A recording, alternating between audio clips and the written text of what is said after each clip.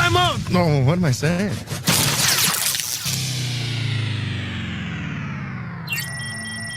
What, this? It's nothing. Really, it's nothing. It's just, it's just vocal minority with Nick and Steve. Have a good time. Make sure your seatbelts are fastened. Okay, you little bastards. The time has come. The moment we've all been waiting for. It's the vocal minority with Nick and Steve Outercourse. Let's go. Hello to you, and welcome to the podcast. Welcome to the show. Vocal Minority with Nick and Steve. We are back at it again. Outercourse. You see that little bastard? If you're watching us, if not, say hello. Let him hear you, Brewski. Hey!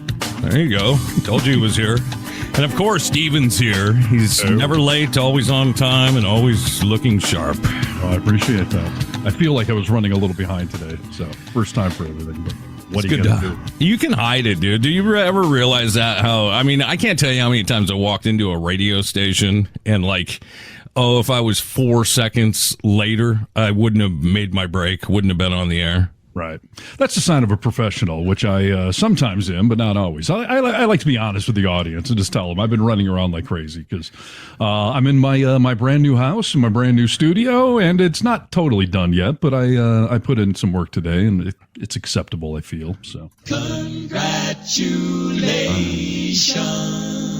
That was a lot of work, dude. Welcome to the podcast, by the way. We're jumping right in today. You can see our socials, see our webpage. What is it? That stuff. Thevocalminority.net. We're on all of the social medias that anybody uses, from TikTok to YouTube to Threads to Instagram, Twitter, Reddit, etc. And we have a phone line that you can call and tell us good things or bad things, whatever you want to call and tell us, right?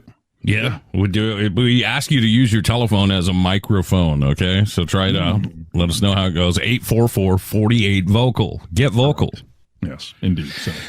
When did you move officially? On the 1st or the 30th really is when you did your moving, yeah? Yeah. I'm 6 days into the new place here. Left Lake Tahoe, quote unquote. I'm down in the valley, which is still at 5,000 feet. It's the high desert down here. I did have my first workout today, though. I used to live at 7,000 feet. Now I'm at 5,000, and I could tell the difference noticeably. That was shocking to me, only because you've been at high elevation for so long. Your body is obviously acclimated to that, but yeah. I didn't think that it would change so quickly for you.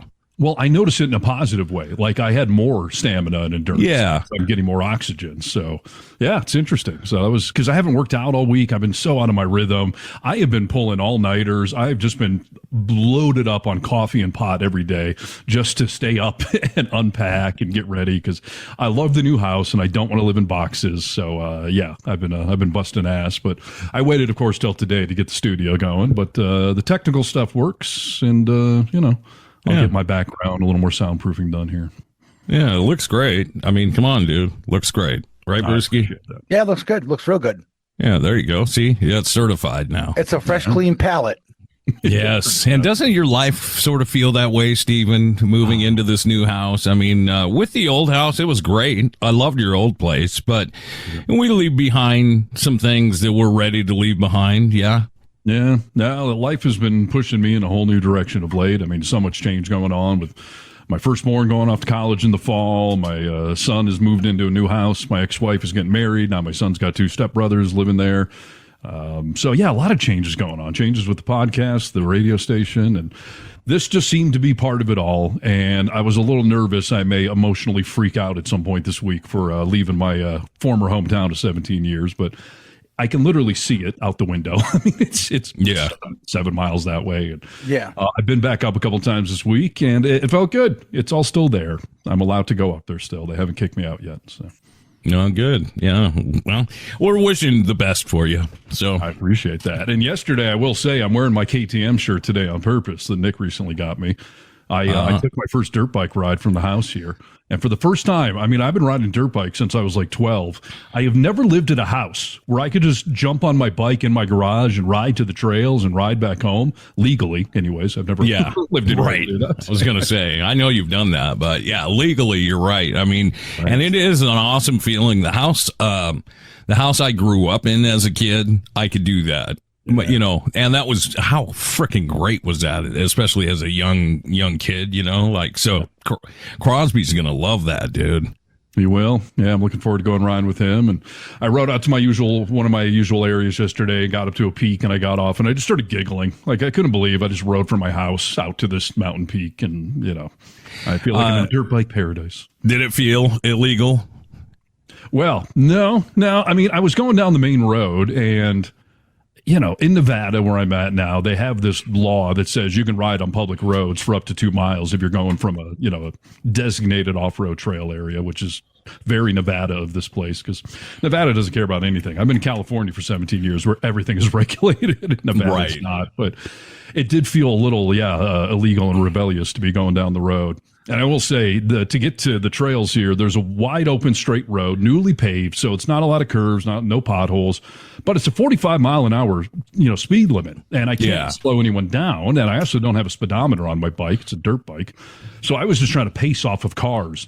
And 45 miles an hour on asphalt feels very fast to me. I've never experienced that, and it was windy, so I'm like blowing around, and that was a little nerve wracking.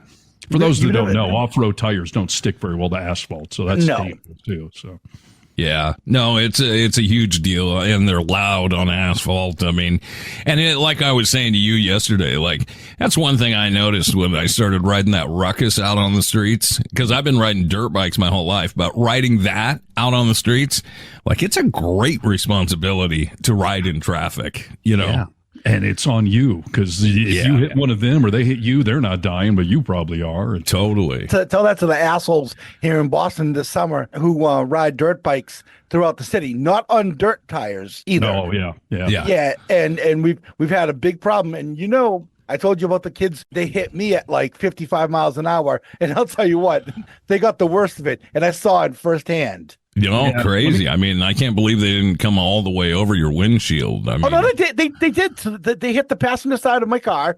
They flew across my hood, smashed my windshield, flew off to the left. I watched them both do a 360 in the air and hit the ground. Didn't they run? One of them got up limping and ran away, and then the other kid got up and wanted to run away, but he was bleeding from one end of his forehead to the other end of his forehead. And one of an onlooker who saw the whole thing stopped him and told him, "Hey, listen, bro, I know you're dirty, but you can't go anywhere. You're bleeding really bad." Wow. I don't know why that's a thing, but every city it is. Because when I was just in San Francisco, I saw dudes riding, dirt bikes and quads, and it's mainly black dudes too, which I don't quite get that. I don't know. It's an underground culture, and they street race them. I shouldn't say they, but this group races them. They do wheelies all over the place too. I've seen a lot of good fail videos for that stuff, where those guys are out doing wheelies and then backwards, skidding down the road. My God, yeah. When we were in Berlin, I told you I was riding those. We were doing Lime Life, just driving those Lime scooters everywhere. Yeah. It's illegal to ride on the sidewalks. So you have to ride in the bike lane, and they're right next to, the traffic lane. And there's people that just do not give a fuck, not even if they have room to go out a little bit and go around you. Not that they need to, but it's a little polite, I figure if I get hit on one of these, I'm dead. You put a lot of trust in other people too, so. Yes, absolutely. So, I'm going to try to play that safe and limit it, and no wheelies on the asphalt for me, or the dirt, quite frankly. I'm too old for that stuff. Yeah. You can still jump, Steven. All right. Yeah. Well, should we get into some hot stack news? Need to know news? News you need to know? This is Need to Know News. News you need to know. Start the news chant, please. Come on. News. Steve Harness. Yeah. All right. I don't even know what episode we're on, but here we go from the 133. 133. All right, good. All right, so here's the deal. One of my favorite segments on the show, as everyone knows, is Steve was right. But today we're doing a new segment called Nick Was Right. Oh, wow, dude. I've never heard such a thing. I mean, I have heard it before, but All right, Nick, you're brilliant. I'm wrong. All right, someone mark it down. I was wrong. that was only. No. I'm not saying I was wrong about anything. Okay.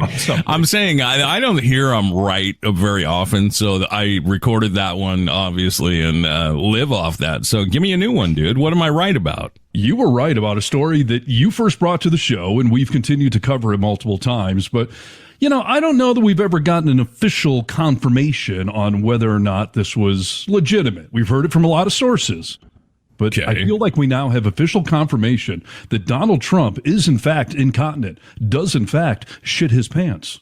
Oh, yeah. I would think we do have that. I mean, as far as I can see, we have that.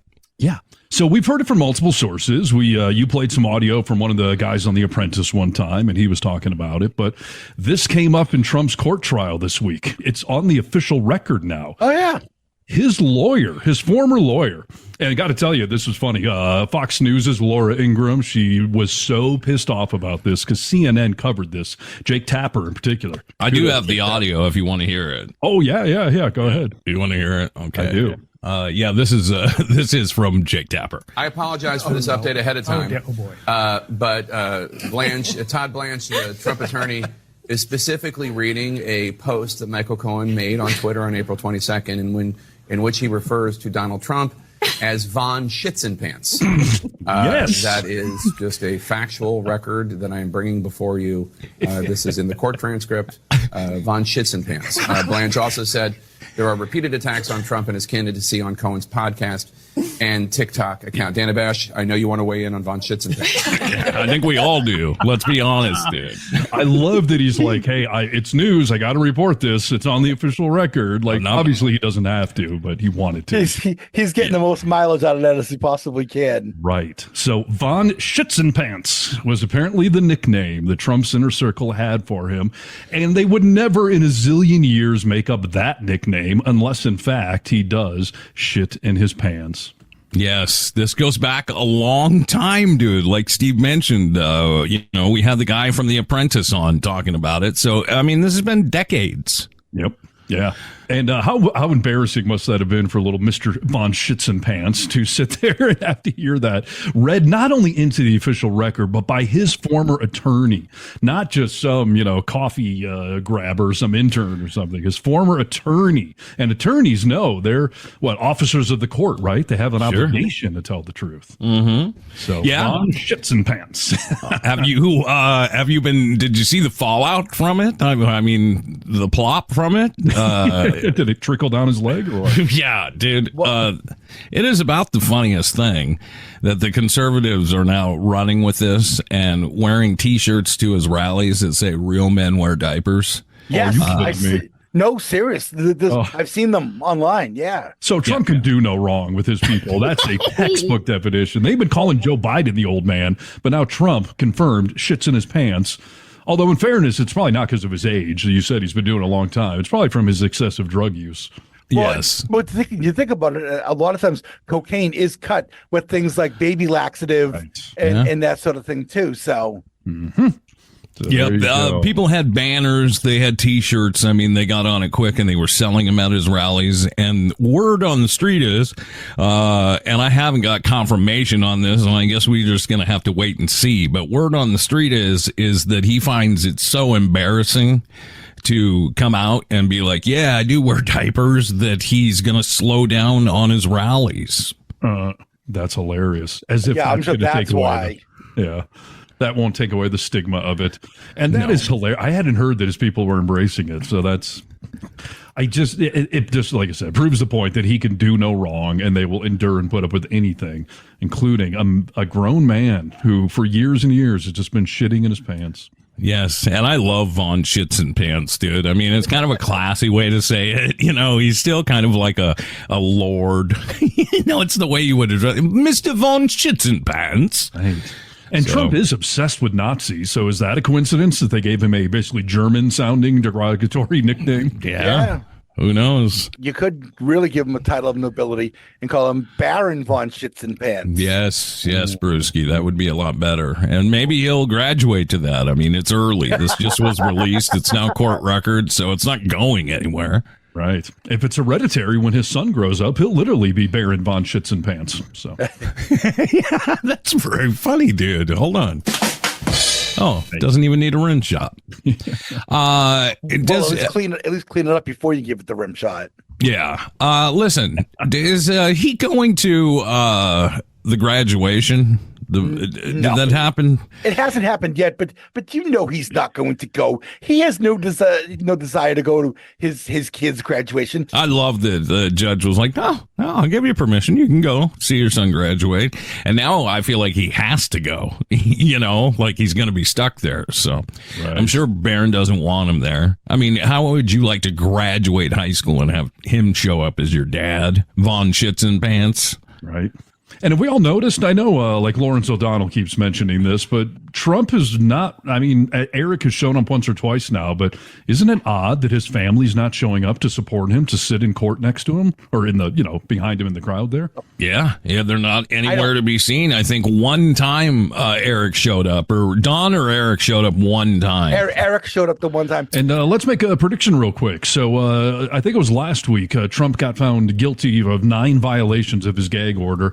And I believe just today or recently, he got found for the 10th violation, and the judge warned him jail time is coming. So what's the prediction? Because I know he'll violate the gag order again. Do you think he'll actually get sent to jail, even for a night? See, it's funny because I don't even know if I want him to, I don't know what that does, if it just makes him a martyr for his people and they That's even exactly get riled up more.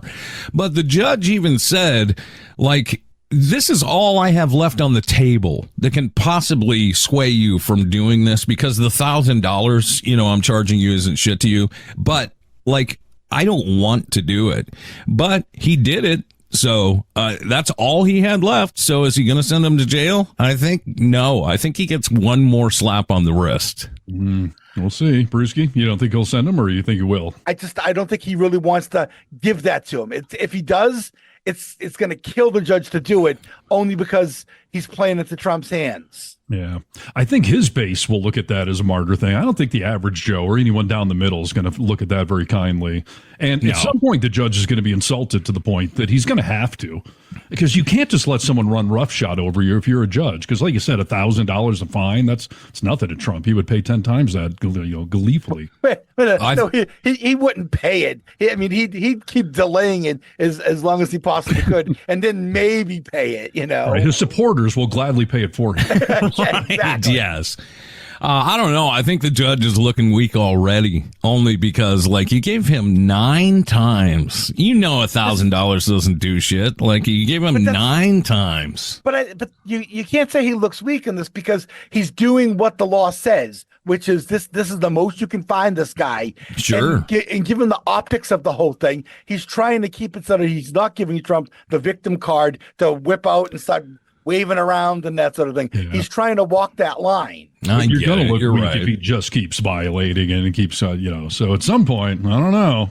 I would love just even a night. And by the way, even if that makes him a martyr to his people, that will be humiliating, demeaning, and everything else to Trump, to have him sit in jail for a night, shit in his pants.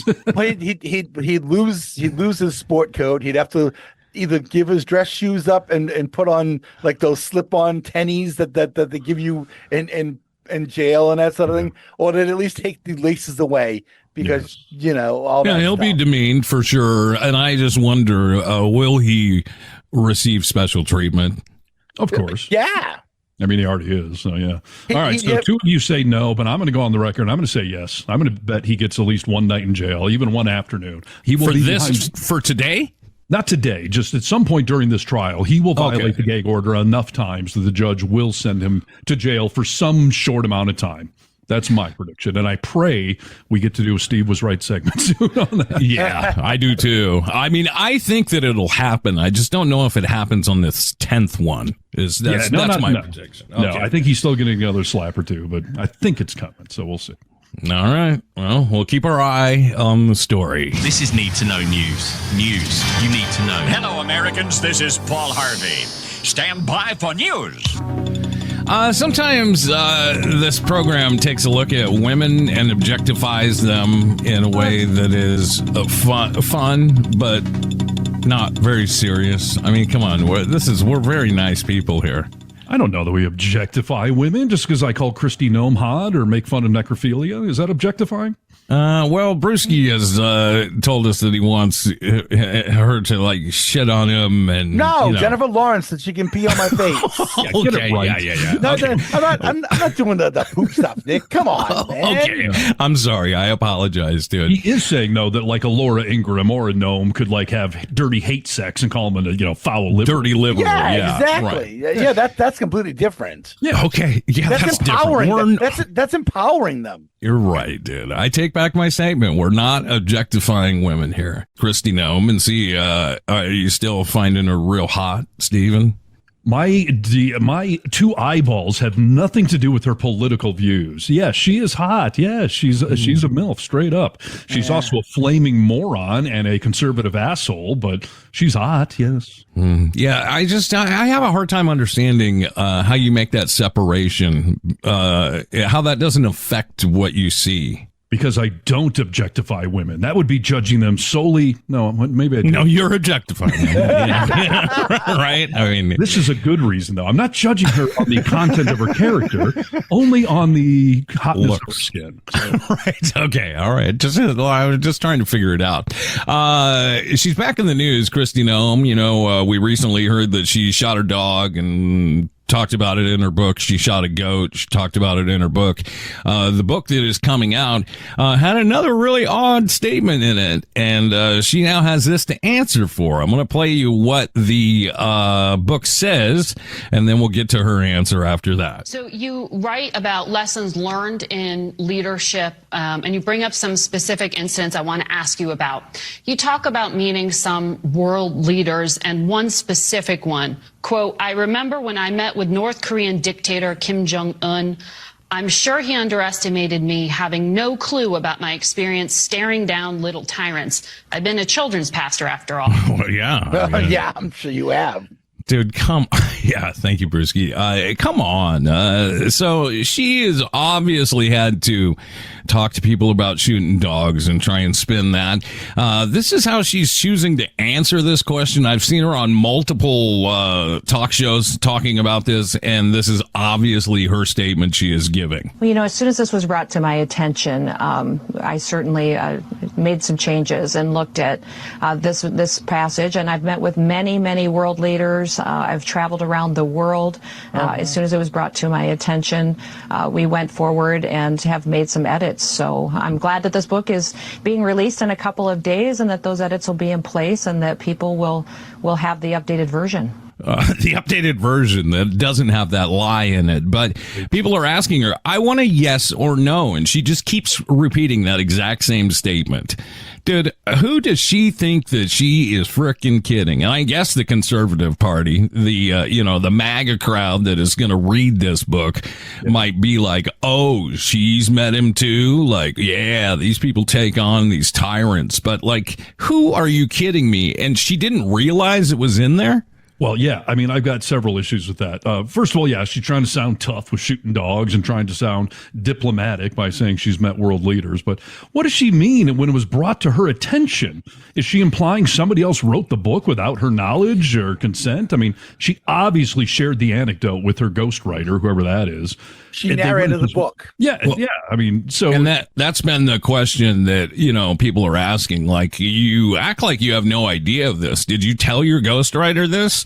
And she just refuses to answer the question and goes with that exact same statement again. Yes. And this notion that, like, I'm not going to talk about my meetings with world leaders, then don't put it in your fucking book, Hottie. Like, what you have to answer questions about your book that is apparently about your life. And how did she not think that no one would question. How does a junior, what is she, senator or congresswoman? Congress, right? No, she's governor right now. She was a congressperson prior to being governor of the state. Okay, so there you go. But she was claiming she met him when she was in Congress, right? Yes, exactly. Right. So how would a junior congressman meet a foreign world leader like that, like a Putin or a Kim Jong Un, where you would need all sorts of levels of diplomatic clearances and entourages going with you? She never thought anyone would look into that and find it a little suspicious. Steve, she's met all kinds of world leaders. How am I to remember, the ones that I've met, the ones I haven't? Come on. The only thing that's missing from that statement was her saying, they all look the same to me. That's what she probably met Pat Morita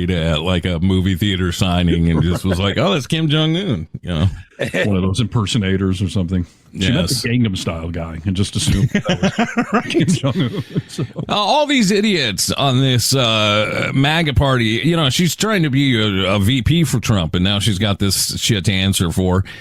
Tim Scott, another person who is trying to be the VP of Trump, was asked a very pointed question today, and doing the same kind of, get out of jail free card with just saying the statement and not answering the question. I don't know how you can put anyone in a position of power like that cannot answer a yes or no question with simply a yes or no. Well, Senator, will you commit to accepting the election results of 2024? Bottom line. Well, at the end of the day, the 47th president of the United States will be President Donald Trump, and I'm excited to get back to low inflation, low unemployment. Wait, Senator, yes or no? Yes or no? Will you accept the election results of 2024 no matter who wins? That is my statement. But is it just yes or no? Will you accept the election results of 2024? I look forward to President. And it just keeps repeating the same thing. I mean, it's like, I am invoking my Fifth Amendment right. Just do that. I mean, you're not bullshitting anyone, dude. We get it. You don't want to answer the question.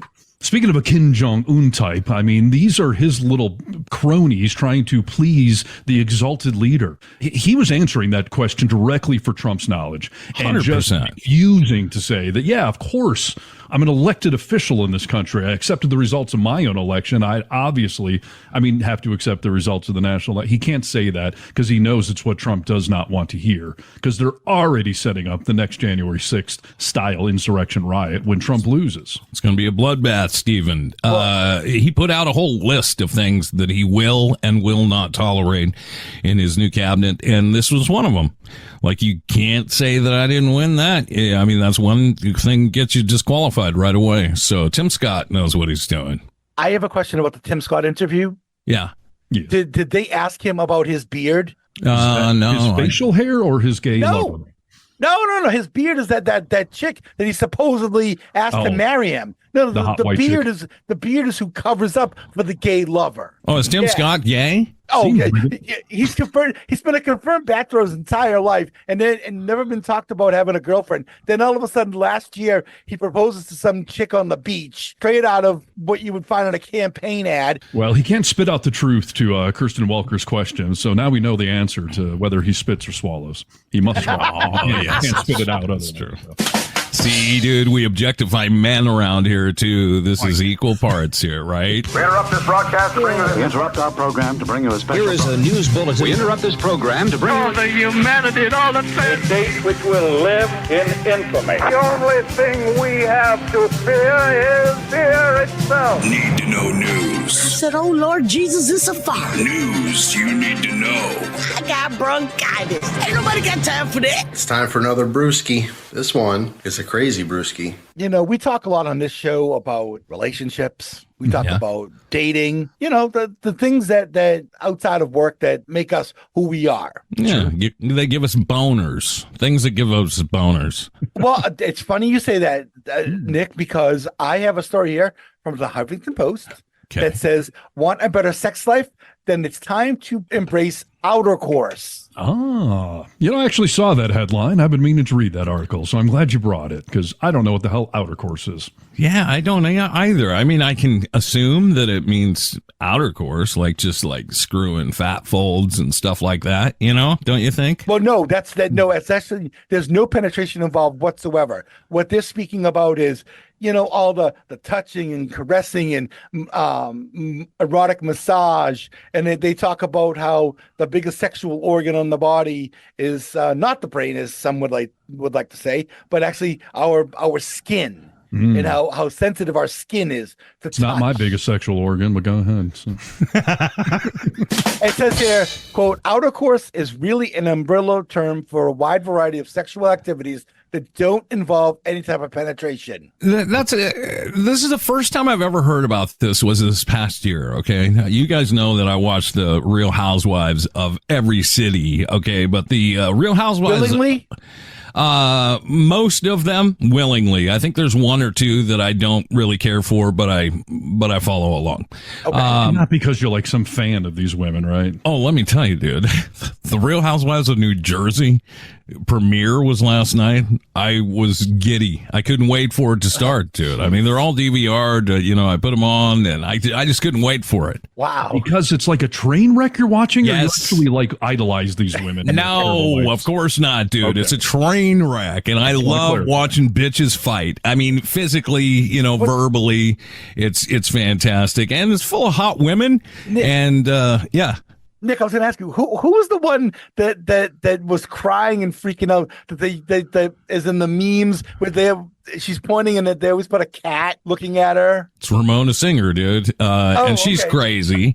All right. But last night hold on. First of all, who are you to admonish me for thinking Kristi Noem is a hot MILF? And you're watching episodes upon episodes of nothing but dumb hot MILFs. You think these women are intelligent or something? Come on. There's some of them, but that's completely different. I mean, I think all the ones that are MAGA, if there are any MAGA, I wouldn't find them attractive. It's just I can't do it. It's not a judgment. These are terrible women, and they probably have more influence on females in general than Kristi Noem ever will. It's probably true, dude. Back to my point, though, there was Giselle on Real Housewives of Atlanta, was having this conversation about being able to orgasm by just laying on her bed and just thinking of things, okay? And I thought, that sounds crazy. Like, just with all the thoughts and stuff like that, and maybe caressing yourself a little bit, you could have an orgasm. Just not even touching her poon, okay? Okay. So no clitoral stimulation at all. No ringing the doorbell. Laying there thinking happy thoughts, and this happens. Bullshit. And then Robin Quivers from Stern was like, yeah, that's a thing. I can do that. I've done that before, like, where you can just lay an orgasm. I've never heard of it before, and I'm assuming it's what you're talking about. Well, wait a minute. But here's the thing, though. What about nocturnal emissions? Dudes have wet dreams all the time, and you're not masturbating in your sleep. You're just like, everything's going along, and you're not humping your bed or anything like that. It's just all of a sudden, bam, next thing you know, you've got a big mess on your hands. Listen, that's a fair point. I mean, it happens in dreams because your subconscious doesn't know the difference between reality or not. So for the women to do, I mean, that would be like a Jedi mind trick level kind of thing. I've certainly never heard of it, but if you can do it that easily, dude, come on. Why have you been biting on me for so long, dude? Why am I the bad guy? That's interesting. I mean, I trust Robin way more than I would trust any of those housewives. So, but boy, that's a hell of a trick. Yeah. Did she teach a class? I mean, I don't know. I'm sure you could go find classes. You remember, especially during the pandemic, when cuddling was a huge service you could pay to have people cuddle with you? Didn't we work with somebody in Seattle who got his balls busted because he went to a cuddle party and I don't want to say names or anything like that. Yeah, say the name. I don't want to say a name. Who is it?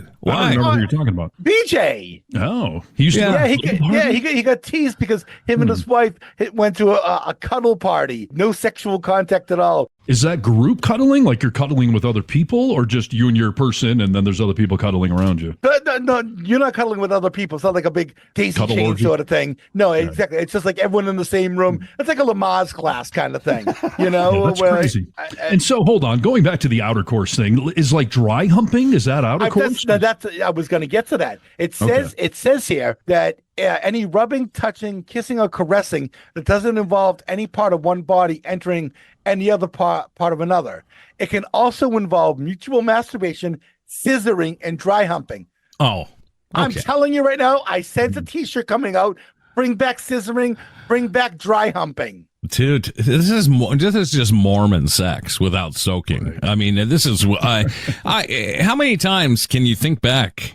By the way, I got to bring back dry humping, dude. I haven't dry humped my wife for maybe 15 years, dude. Maybe you should step up and do that, Nick. Maybe she might appreciate that. Yeah, she may, dude. I remember dry humping in high school. Yeah, exactly. I used to. I can't tell you how many times I blew from dry humping, and actually, yeah, that's crazy, dude. Come on. No, I don't recommend bringing dry humping back to an adult relationship. There's a reason you did that in high school. Well, but the whole idea is that you use this even more so to set up the main event sort of thing.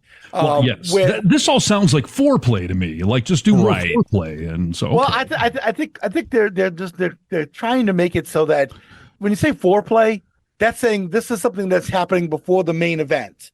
Whereas when they call it Outercourse, they're kind of making it equal to the actual intercourse part. It's just there's a line drawn with Outercourse, and foreplay leads to something. So I understand the distinction, but I don't know why you're so down on dry humping, dude. When's the last time you dry humped anyone? I mean, in any new relationship, when you're first like making out a little, and you're not going to actually, you're not having sex, but there was no orgasms involved. But there's, of course, a little dry rubbing, humping kind of thing. But no, that's just because you can't get to the main course that you're having that little appetizer. If an outer course ends with an orgasm, then maybe, but it should really be foreplay leading to it. Like mutual masturbation, I used to think that was kind of stupid, but later in my adult life, I found that actually could be a fun thing to do when you're further in. It's not an early on kind of thing to do, but it can be fun, sure. It's also a thing for therapy. I've known this for years, is that like sometimes when one person in a relationship has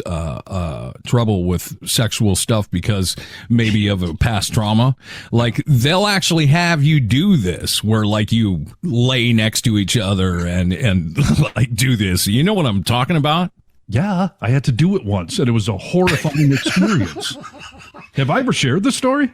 You've shared it with me, but I mean, you should share it. Yeah. So I was with a woman in Seattle. I've mentioned before, she was, a few months into our relationship, all of these past traumas, repressed memories started coming out about her father molesting her. Oh. It was a terrible thing. And I cared about this woman very much. And I wasn't just going to dump somebody because they have all this baggage. So we started into therapy trying to see if we could still be a couple while she's trying to, come to terms with being molested by her father as a kid. And at one point, the shrink said, Steve, I want you to masturbate in front of her. I think it will sort of desensitize, defang things a little bit, because she won't be involved. She won't have to touch you. And at that point in life, I mean, I was in my early 20s. I had never done any sort of mutual masturbation. No one had ever watched me do something like that. So, did it feel pervy to you at that age? I don't know if it felt pervy more than just a violation of my personal space. I can see that, dude. I had spent my entire career up to that point hiding masturbation from everyone, not putting it on full display by any means. Yeah. And yeah, it was a fun experience, quote unquote, because I laid on the bed and she was sitting there next to me, just watching. And when it started, I couldn't watch her. Right, I had to close my eyes and go to the zone. Oh, God, dude. I don't even know how you got zone. I don't even know how you got boned, dude. To be honest with you. It's a great question. I had no porn on. She wasn't touching me or talking dirty to me. I just had to total mental spank bank. And I remember having trouble, and I just, I hunkered down. I'm a champion. I'm a winner. I can do this. So I got done. I busted a nut. I looked over at her, and she, like Macaulay Culkin in Home Alone, had her hands on the side of her face. Her eyes were wide open. She was horrified watching me do this. And at that point, I felt like a monster. I felt embarrassed. I mean, I did all this for you, and she was just shocked and offended. I mean, it was so humiliating. Were you two alone, or was the therapist in the room at that time?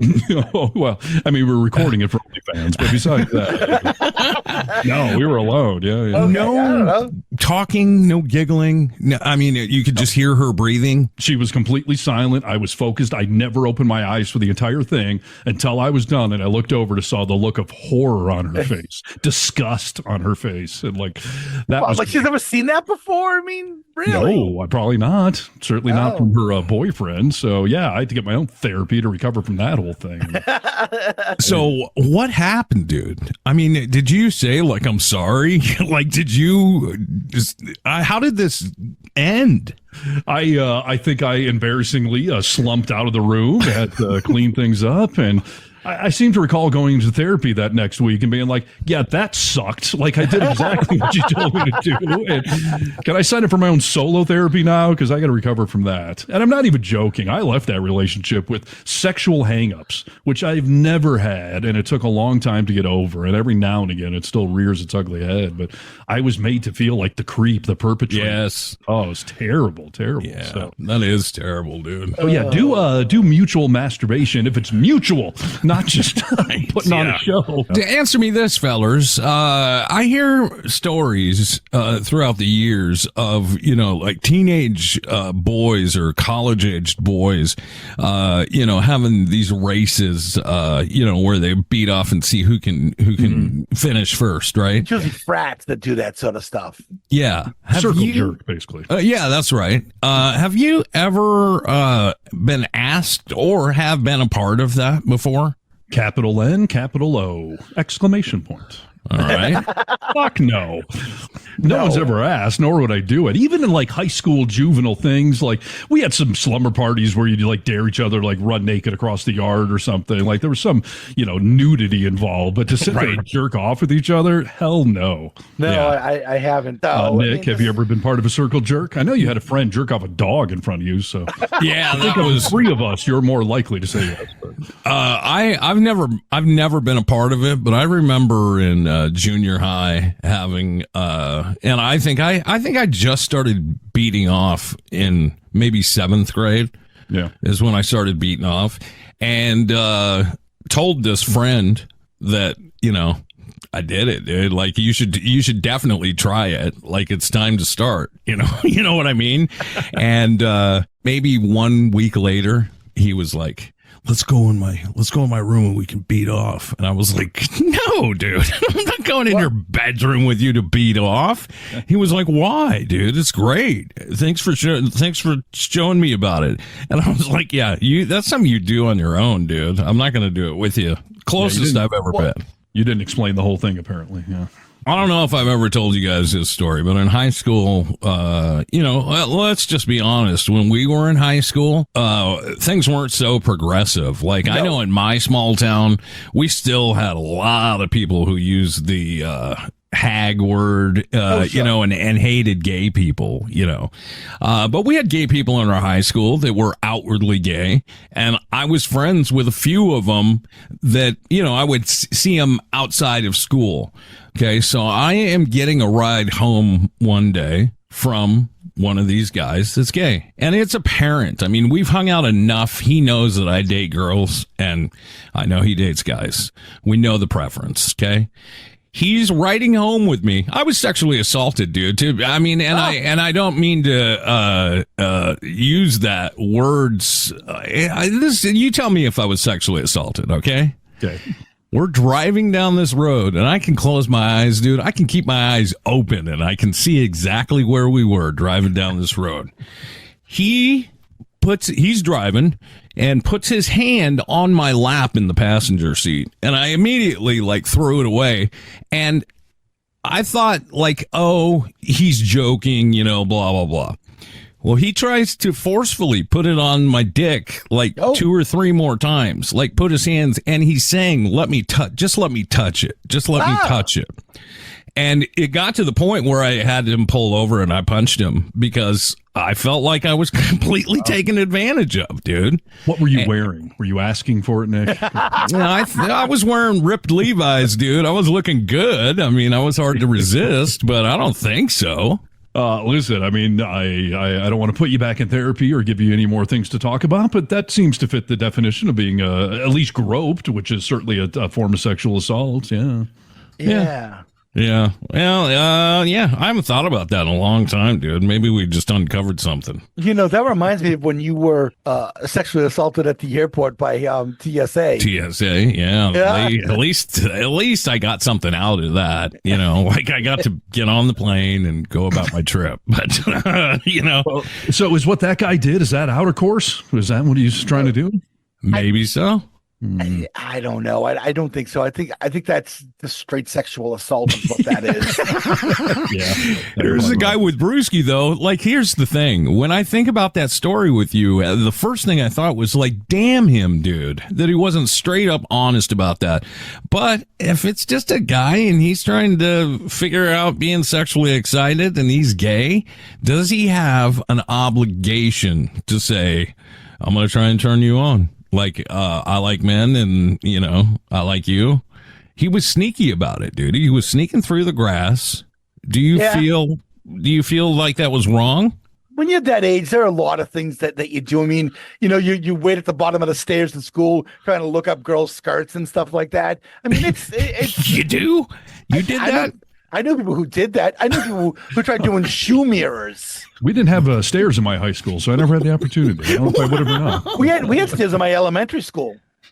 Oh boy!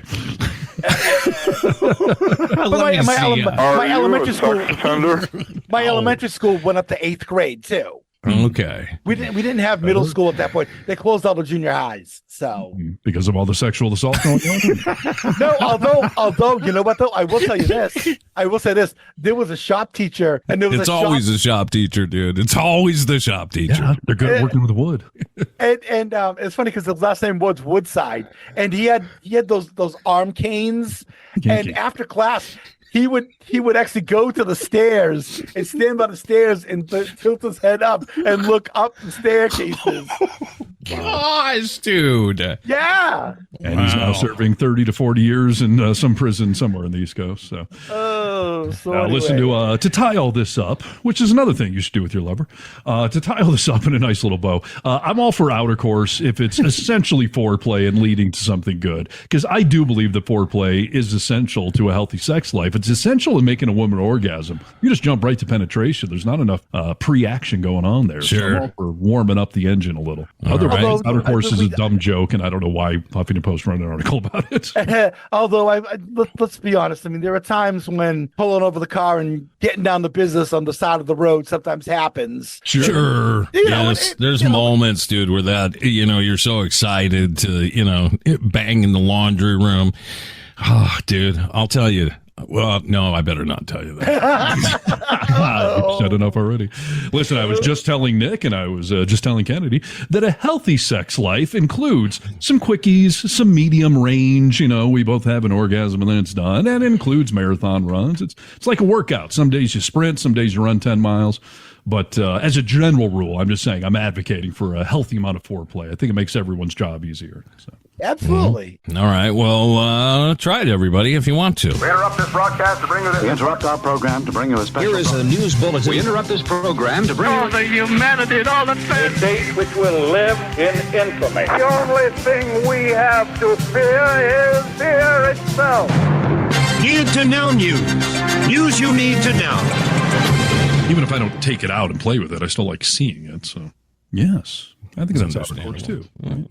Yes, it is. Okay. Let's see. I got a news story here that is cause for celebration. We're big fans of marijuana on the show. We're always advocating the legalizations around the country and responsible usage. And by the way, just a quick side note here. I recently read an article about ways to make women orgasm. It popped up on one of my news feeds. I think I know what I'm doing, but I thought, hey, maybe I'll read the article and see if there's anything on there. And there was something on there that I've never heard before in my life. They listed marijuana being essentially Viagra for women, that women orgasm more easily when they're stoned. I never heard that actually recommended before. No, do you feel that way when you have sex stoned? I mean, is it more enjoyable or is it different at the very least?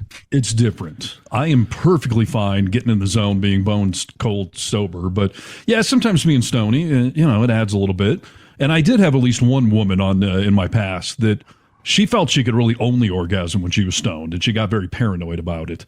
But before her or after her, I've never heard someone say that it made it easier for them to orgasm, but enough people did that it was in this article. Well, that's fantastic, dude. I mean, that's another great benefit of marijuana. So is it rude if you slip someone like an edible just to, Yes, dude. You can't drug people. I'm not roofing someone. I'm just I'm making it easier for them. Drugging someone against their will, dude. You can't do that. I think that's a form of foreplay. I'm just going to throw that out there. So Jeffrey Dahmer thought a lot of stuff was, foreplay, dude. Listen, if dry humping is a something that leads to an orgasm and a better sex life, isn't slipping a little edible in there? It's consensual, dude. You're talking about drugging someone without their knowledge. I don't ask permission to dry hump ahead of time. It just happens. No, but they could say no. I suppose so. Okay. Okay. And I'm not trying to make anyone paranoid. I'm not going to do that. I'm just saying. Kennedy's like, oh, man, I'll wait to see you a week or two, dude. Calm down a little bit. Don't take a test for STDs. Take a test to see if I've been drugging you. Right. Do you get a follicle sample? Right. All right. So anyways, in pro-marijuana news, the DEA finally moving towards recategorizing marijuana as a lower schedule drug.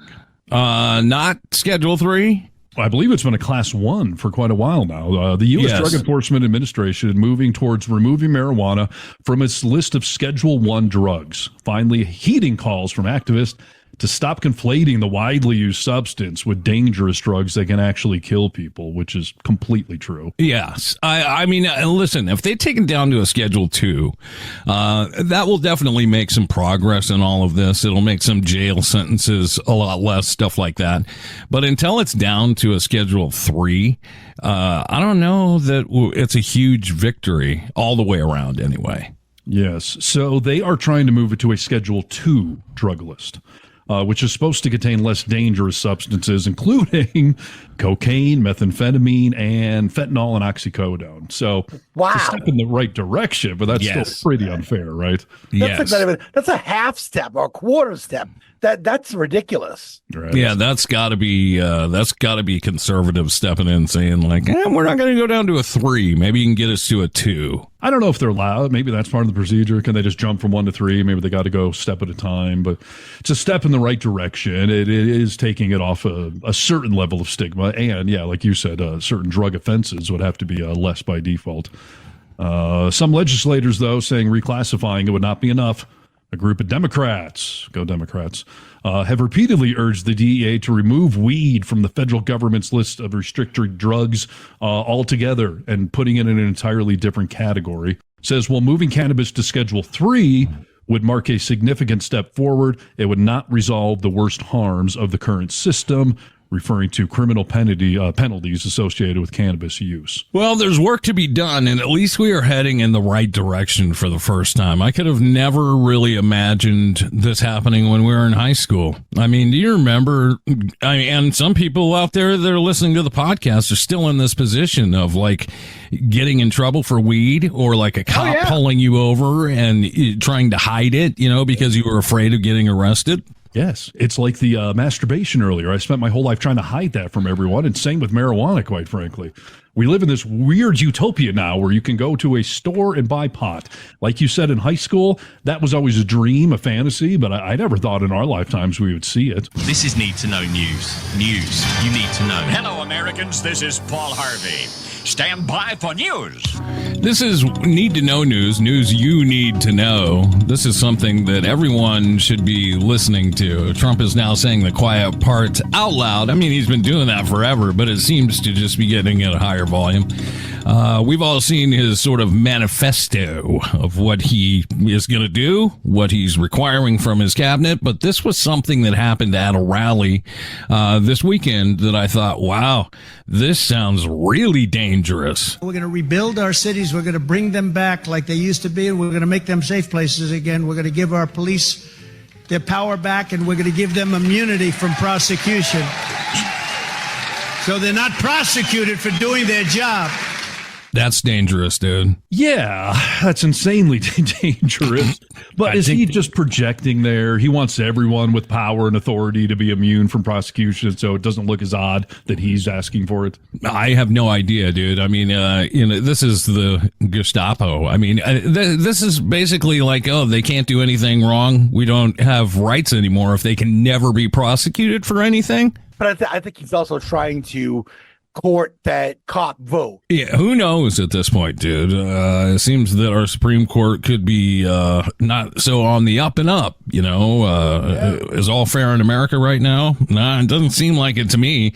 But all I'm saying is when we hear crazy shit like this, my first notion would be like, no way. That'll never happen. And I can tell you that in 2016, I was like, no way, that'll never happen. And little by little, all that shit that he said out loud started happening. So beware.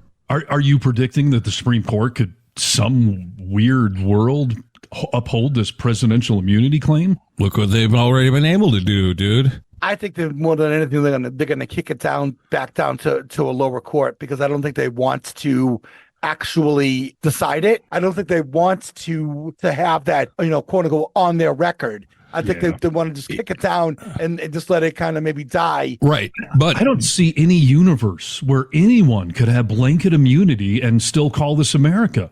And if for some reason that is upheld, I hope Biden just goes on a murder spree before the election. I mean, it's crazy when Trump's lawyers don't even try to tone it down, hide it, make it look a little easier. But when they say, yeah, I mean, I guess you'd have the right to kill your political opponents. I mean, we don't have anything left, dude. No. We have nothing left. So you can't possibly have a world where cops are immune from prosecution. I mean, these are law enforcement people. That's the irony there is enough to, choke a black man with. Yeah, 100%, dude. I will tell you this. I watched this, I think it's an older documentary, but it's resurfaced. OJ died in this wonderful, wonderful documentary that was actually put out by ESPN as like a 9-part series. And it's on Netflix right now. They were going through everything that happened when he murdered Nicole. And no, he murdered him, dude. Watch that documentary. He murdered her and Ron Goldman. So I will say, though, that they were going through a lot of different things in L.A. Well, they had all this stuff coming out when Rodney King happened, and supposedly they had been in a lot of trouble for their chokeholds. Well, they tried to say, oh, we're not going to do chokeholds anymore. So that's supposedly why they beat Rodney King to a bloody pulp. Okay. So when you start to make these decisions and changes in departments like that, first of all, it's a cancer and it's going to grow, but it's very dangerous, dude. All of these things, if they have immunity to do anything that they want, you have no rights. Of course. It's completely un-American, the notion that anybody would be immune from prosecution, especially a president. I mean, the founding fathers did not want a king or dictator. I mean, they made that so clear. So It's a preposterous notion. And the fact that the Supreme Court just keeps delaying this is, I think that's as corrupt as they're going to get on the topic. I don't think they even have the balls to just say, yeah, a president can do anything. Because then Biden could kill all 5 of the conservatives. He could kill Trump. He could go on a murder spree anywhere. And the mega people would have to sit back and let it happen because they just endorsed it. Gentlemen, my point is that when we hear these little things, don't think of them as like, that'll never happen. Let's be worried about this. And like Brewski reminds you, you've got a short time to get everything in motion and be prepared to vote blue no matter who. Yeah. But yeah, it's more important now that we vote, I think, than last time. Yes. Each election somehow keeps getting more important and more consequential. So, but some of these things could slip under the radar if people weren't talking about it. So I'm glad you brought it up. Literally need to know news you need to know. That's right. Thank you for listening to our podcast, and find us on our social media pages if you want to see great little clips. All right. Indeed. All the main ones, and the vocalminority.net for our website, which also has links to various things, and call the comment line 844-48-VOCAL. Okay. Okay, Brewski, please take us away. Arrivederci. And we say bye-bye. Test 1 2, test 1 2. Check. Ladies and gentlemen, this is The Vocal Minority with Nick and Steve. Nick Reynolds, Steve Harness, and Cousin Brewski. The Vocal Minority with Nick and Steve. Take one.